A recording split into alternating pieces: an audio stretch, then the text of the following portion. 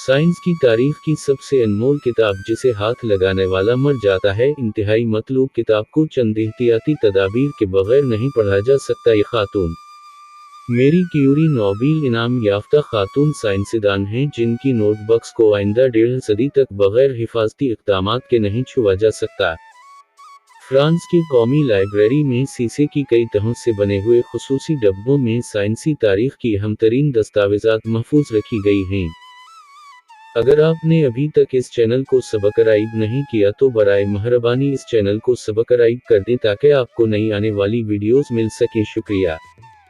अगर कोई साइंसदान इन दस्तावेज़ात से इस्तेफादा करना चाहे तो वो सिर्फ खलाबाजों की तरह के भारी भरकम हिफाजती सूट पहनकर ही उनका मुताला कर सकते हैं, मगर इस मुताले से कबल उन्हें एक खुसूसी दस्तावेज़ पर दस्तखत करने होते हैं कि लाइब्रेरी उनके साथ पेश आई किसी भी सूरत-हाल की जिम्मेदार नहीं होगी।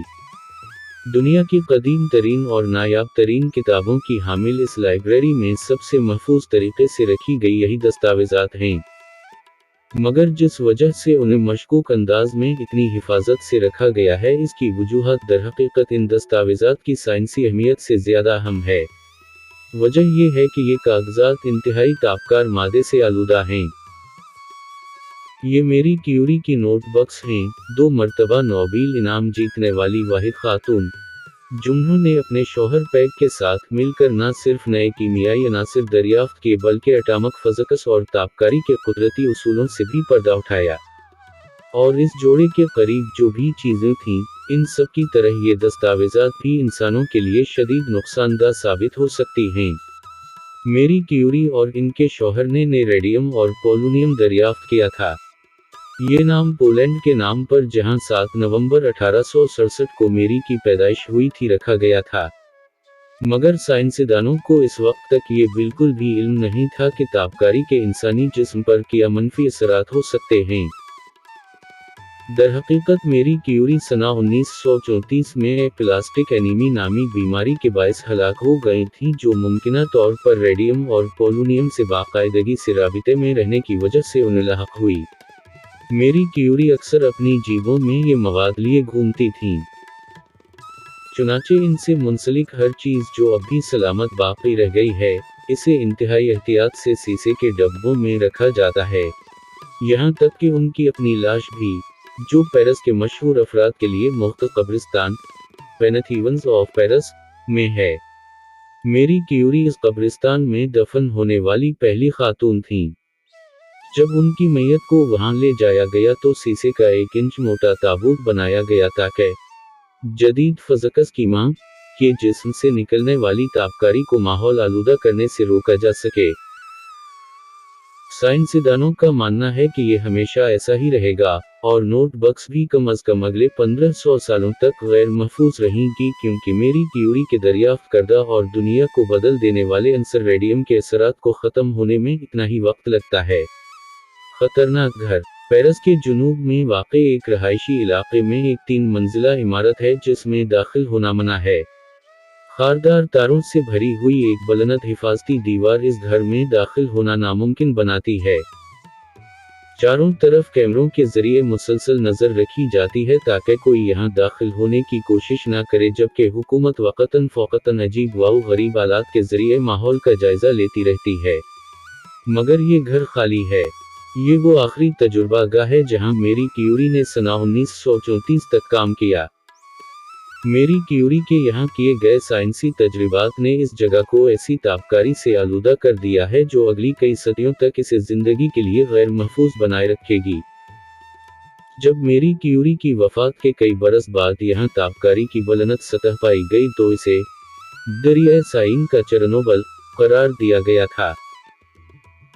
लेकिन दिलचस्प बात यह है कि यहाँ पर तापकारी पाए जाने से कबल मेरी क्यूरी को खुरज तहसीन पेश करने की खातिर ये जगह इंस्टीट्यूट ऑफ न्यूक्लियर फिज़िक्स के हेडक्वार्टर्स और पेरिस यूनिवर्सिटी की फैकल्टी ऑफ साइंस के दफ्तर के तौर पर इस्तेमाल होती रही। बाद में पाया गया कि तापकारी इस घर की दीवारों, कालीनों, फर्श, छतों और वॉलपेपर्स तक में मौजूद है और इसकी सतह इंसानों के लिए गैर महफूज हद तक बुलंद है।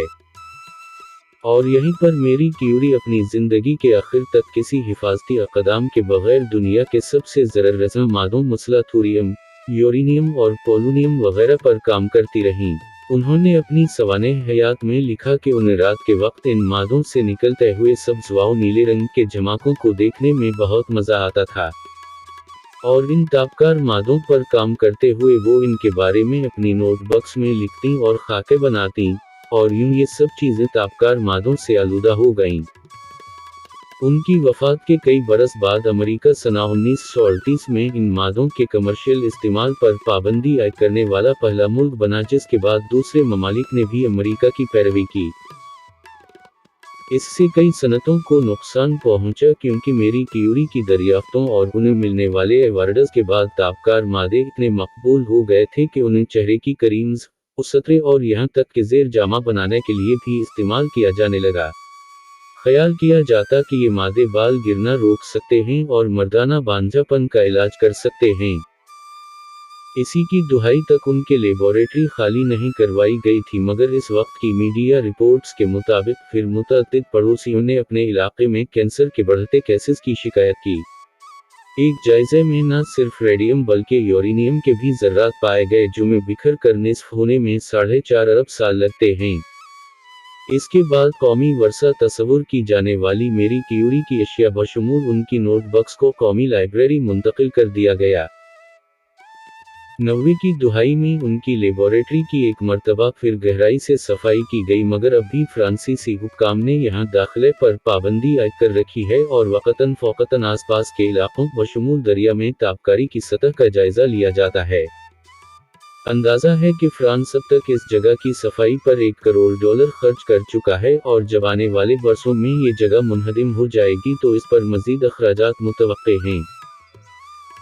ताहम ये नोटबुक्स अगले 1500 साल से भी ज़्यादा अरसे तक शीशे के संदूकों में बंद रहेंगी, इस उम्मीद के साथ कि मुस्तक़बिल के इंसान बग़ैर किसी हिफाजती सोट के इंसानी तारीख़ की ज़हीन तरीन खातून की नोटबुक्स अपने हाथों में ले सकेंगे।